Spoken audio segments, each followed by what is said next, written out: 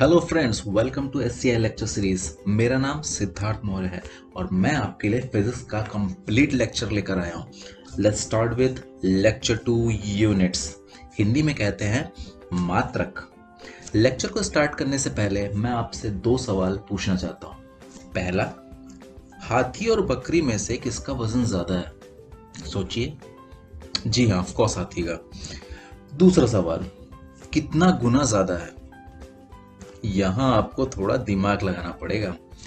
एक आसान सा तरीका इसको कैलकुलेट करने का यह है कि एक बड़ा सा तराजू लीजिए और इसमें एक तरफ हाथी को डाल दीजिए और दूसरी तरफ एक एक करके बकरियां डालते रहिए, तब तक जब तक तराजू पूरी तरह से बैलेंस पोजीशन में नहीं आ जाता।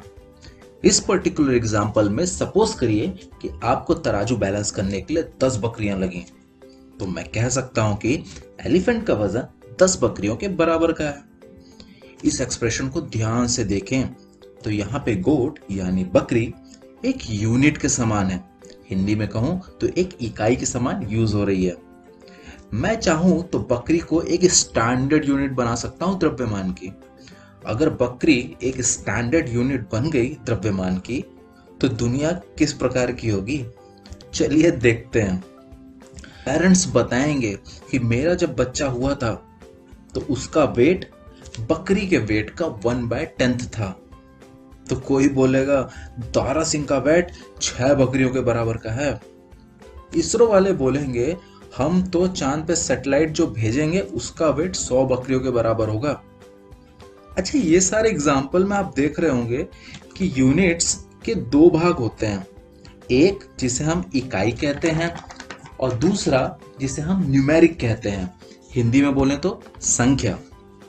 अगर मैं कहता हूं कि मैं आपका 15 मिनट का लेक्चर लूंगा, यहां पे मिनट एक इकाई है और 15 एक संख्या। जैसा कि मैंने अभी कहा कि मैं बकरी को एक स्टैंडर्ड यूनिट मान रहा हूं द्रव्यमान की। इसी अजम्पशन को लेके आगे बढ़ते हैं। एक भारतीय व्यापारी है जो फल बेचने के लिए सऊदी अरब गया और उसने अपने फलों का दाम इस तरीके से लगाया कि वो एक बकरी के वजन का फ्रूट्स 100 रुपए में बेचेगा। ये वो कैसे करेगा? वो एक तराजू लेगा, एक तरफ अपनी बकरी को रखेगा और एक तरफ फ्रूट्स को भरता जाएगा। जब ये तराजू बैलेंस पोजीशन में आ जाएगा तो व्यापारी उतना फल 100 रुपए में बेच देगा। सिंपल सी बात है। इस व्यापारी के पास एक अरब देश का ग्राहक आता है और उससे कहता है मुझे एक ऊंट के वजन जितना फल चाहिए। व्यापारी कंफ्यूज हो जाता है और सोचता है कि मैं तो बकरी के हिसाब से तौलता हूं, ऊंट के वजन के हिसाब से कैसे तौलूं? अरब देश के पास तो ऊंट होता है, तो उन्हें ऊंट को स्टैंडर्ड यूनिट बना रखा है, और क्योंकि हमारे देश में बकरियां ज्यादा हैं तो इसलिए हमने बकरियों को स्टैंडर्ड यूनिट बना लिया है। ये डिफरेंट स्टैंडर्ड यूनिट होने से व्यापार में बड़ी दिक्कत आती है। क्या हम इस व्यापारी को कोई सॉल्यूशन दे सकते हैं? सोचिए। जी हाँ, दे सकते हैं। आप यूनिट कन्वर्जन की सहायता लीजिए, जिसे हिंदी में कहते हैं इकाई रूपांतरण। एक तराजू में एक तरफ ऊंट को डालें और दूसरी तरफ बकरियां डाल दे जाइए, तब तक जब तक तराजू बैलेंस नहीं हो जाता।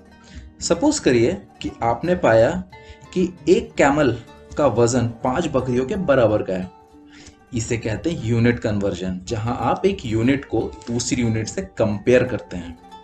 चूंकि आपको यूनिट कन्वर्जन पता चल गया और आपको यह पता चल गया कि एक बकरी के बराबर का फल 100 रुपए में बेचता है, तो एक ऊंट यानी 5 बकरी के बराबर का फल 500 रुपए में बेचेगा। मगर यह सॉल्यूशन हर जगह हर बार यूज नहीं कर सकते। हर कंट्री अगर अपने हिसाब से यूनिट रखने लग गया तो सोचिए कितने यूनिट्स बन जाएंगे, और हर यूनिट का दूसरे यूनिट के साथ यूनिट कन्वर्जन कितना याद रखेंगे आप? इसका एक ही सॉल्यूशन है कि कोई एक स्टैंडर्ड यूनिट बनाओ और विश्व भर में उसी को लोग फॉलो करें। मगर सवाल यह उठता है कि कौन निर्धारित करेगा कि कौन सी यूनिट चुने जो कि सभी लोग माने भी और फॉलो भी करें। इसी कार्य को करने के लिए 20 मई 1875 को एक संस्था बनाई गई जिसका नाम रखा गया CGPM, जिसका फुल फॉर्म है कॉन्फ्रेंस जनरल डीज पॉड्स एट मेजर्स, जो कि एक फ्रेंच लैंग्वेज है। इंग्लिश में इसे कहते हैं general conference on weight and measures.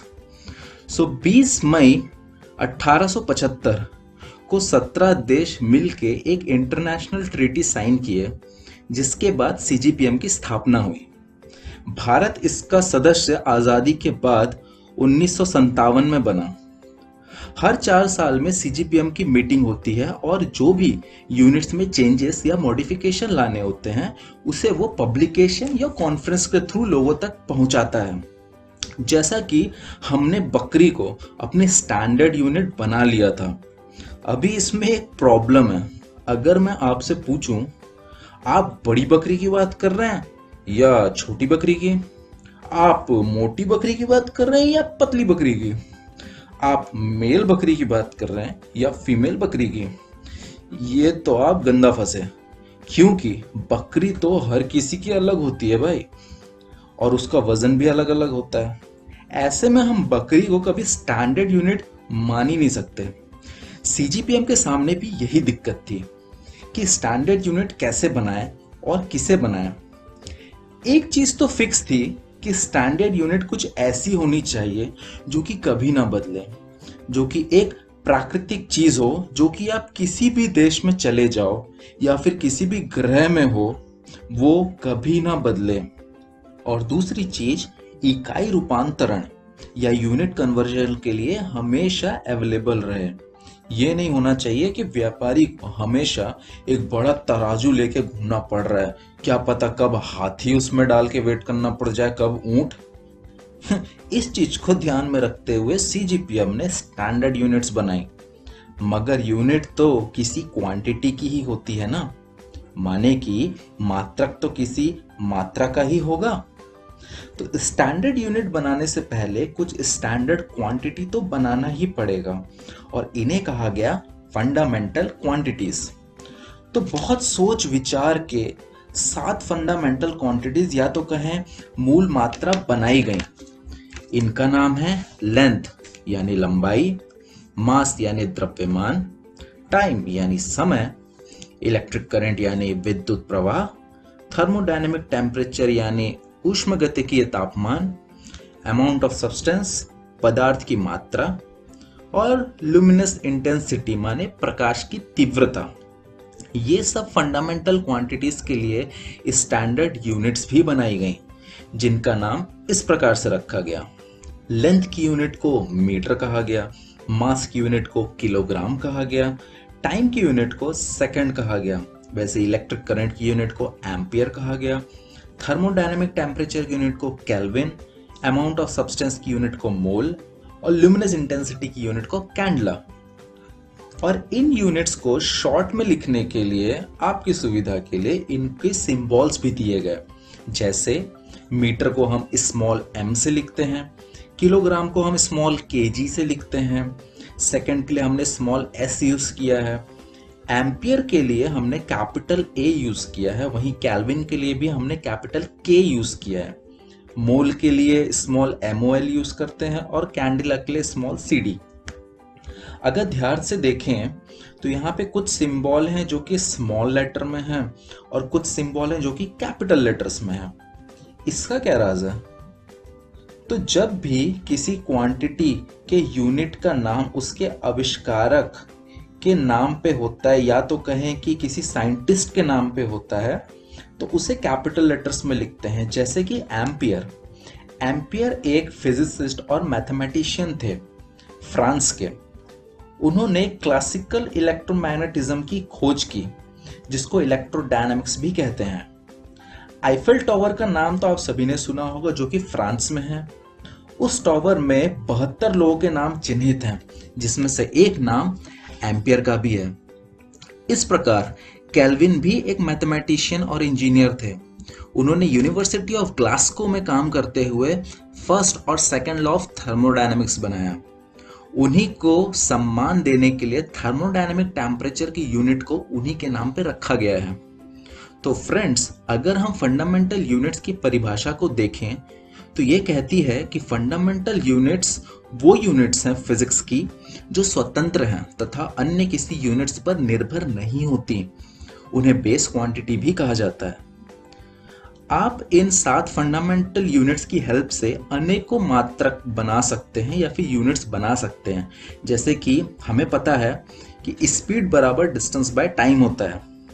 यहाँ डिस्टेंस माने दूरी, जो कि एक फंडामेंटल क्वांटिटी है जिसे हम लंबाई या लेंथ के नाम से जानते हैं, और वहीं टाइम भी एक फंडामेंटल क्वांटिटी है। अगर सिंबल लिखूं तो लेंथ के लिए मीटर यानी स्मॉल m और टाइम के लिए सेकंड माने स्मॉल s। तो स्पीड या गति की यूनिट क्या होगी? ये होगी मीटर बाय सेकंड। इसे हम डिराइव्ड यूनिट या व्युत्पन्न मात्रा भी कहते हैं। इसका डेफिनेशन अगर हम देखें तो डिराइव क्वांटिटीज वो क्वांटिटी होती हैं जो कि स्वतंत्र नहीं होती बल्कि फंडामेंटल क्वांटिटीज पे निर्भर करती हैं। एक एग्जांपल से इसको और समझते हैं। फोर्स जो होता है, बल, वो मास इनटू एक्सेलरेशन के बराबर होता है। यहां फोर्स एक डिराइव्ड क्वांटिटी है। अब मैं आपसे 2 सवाल पूछता हूं। पहला सवाल, फोर्स को उसकी फंडामेंटल यूनिट के फॉर्म में लिखिए। दूसरा सवाल, फोर्स की इकाई का पता लगाइए। ये दोनों सवालों के उत्तर दरअसल एक ही हैं और सॉल्यूशन भी एक ही है। आपको बेसिकली मैं कह रहा हूं फोर्स के फॉर्मूले को फंडामेंटल यूनिट्स के फॉर्म में तोड़ना है और फाइनली मुझे बताना है। चलिए देखते हैं कैसे इस सवाल को सॉल्व करते हैं। सबसे पहले आपको फोर्स का फॉर्मूला लिखना है जो कि हमने अभी देखा, force is equal to mass into acceleration. यहाँ पे मास तो खुद एक फंडामेंटल क्वांटिटी है जिसका सिंबल होता है kg, तो इसे यहीं छोड़ दें। अब देखते हैं एक्सेलरेशन। एक्सेलरेशन एक फंडामेंटल क्वांटिटी तो नहीं है, तो इसे हमें आगे तोड़ना पड़ेगा। एक्सेलरेशन का फॉर्मूला होता है change in velocity by time. समय के हिसाब से वेग में कितना परिवर्तन आया, इसे कहते हैं हम एक्सेलरेशन। यहाँ पे वेलोसिटी एक फंडामेंटल क्वांटिटी तो नहीं है, मगर टाइम एक फंडामेंटल क्वांटिटी है। तो चलिए वेलोसिटी को फर्दर तोड़ते हैं। वेलोसिटी बराबर होता है डिस्प्लेसमेंट बाय टाइम, यानी समय के अनुसार किसी भी विस्थापना कितनी हुई है।